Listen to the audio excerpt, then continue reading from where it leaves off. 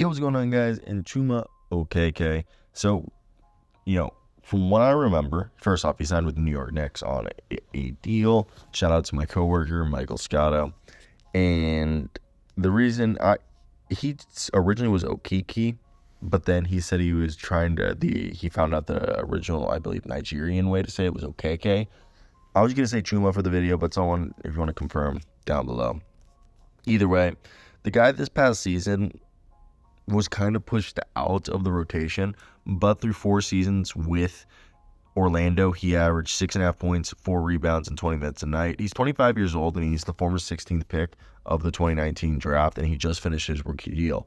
And you guys are like, oh, how did he just finish his rookie deal? Well, the thing is his rookie season, he actually signed a G League contract and spent the whole year rehabbing with the G League team.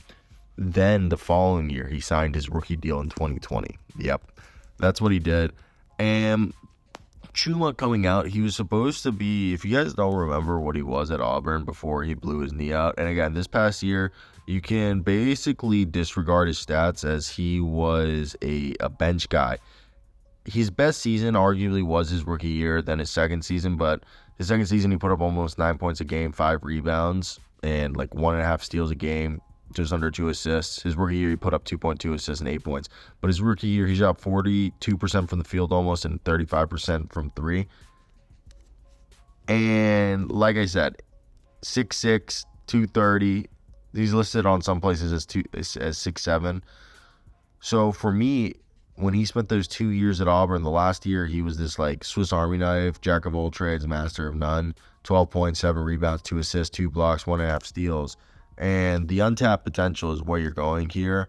My assumption is the deal that they've agreed to is probably a training camp deal with the possibility to figure out. He's a guy who's a 3-and-D wing forward. He's not going to fill up the stat sheet, but he's always going to try to make the positive play. He's really is a perfect Tom Thibodeau dude. He's not an elite athlete, and that major knee injury didn't help him, but he keeps the ball moving. He's a connector. He isn't going to do too much, and he's a better team defender than a one-on-one defender. But I've always liked Chuma, and I have to be honest, guys, I think bringing him in was a good move on their part. They really aren't losing anything by bringing him in. They're just bringing in a player that, best-case scenario, could turn out to be pretty valuable. But yeah, it's again, I just think he always had he didn't have a great opportunity besides his rookie year because he just the team grew quicker than he did.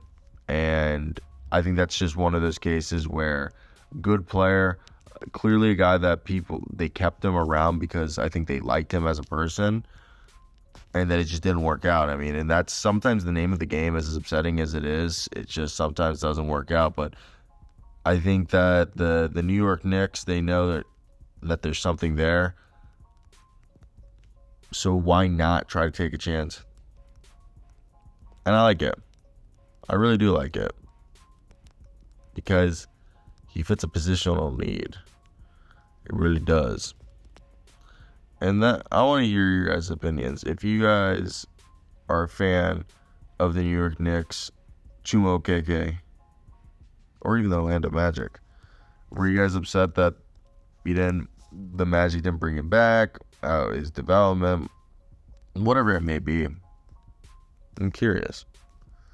I definitely think it's just always the most interesting to see that he's the type of guy that really could become a player for that. I don't think he's ever going to be a scorer, but he can be a contributor that I think could be more impactful than people would give him credit for. And at the end of the day, I mean, that could be the best case scenario if it is. Let me know.